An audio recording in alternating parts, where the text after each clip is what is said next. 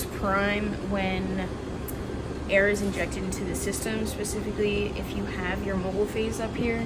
So we have this big jug. Say if you forget it running for a few days overnight and it was at the bottom and you run out, the little metal piece, the frit,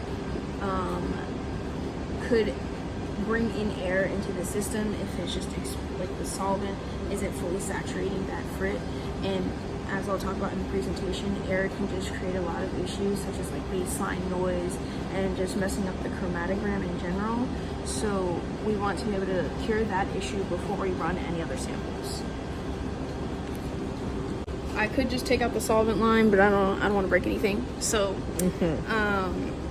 this is at the bottom of each of these solvent jugs. So like this is line A. Line A is gonna have a frit going down this jug, and it should be at the very bottom. It should stay saturated, and if it doesn't, then that's when you can inject air into the system, and that's bad, as I said. Okay. So now we're gonna turn this a half counterclockwise. So this way. I'm not gonna turn it, just in case. And we wanna have our syringe in this circle piece right here. And then we wanna hit our direct function up here. So direct function, and we're gonna do dry prime.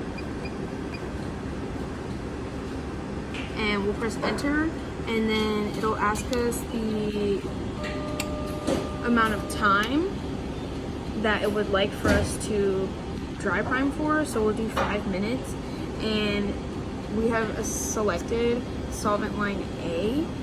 This is just what it was currently on before. If I go back, we just had currently on line A. So we can press dry prime, and we can select our amount of time.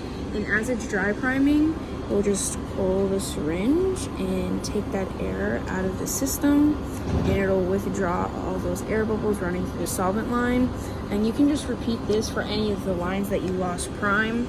You know, if you're running 4 at once, which would be different, you can dry prime all of the solvent lines, and then you usually just want to wet prime after, get that system rerunning, and you can continue.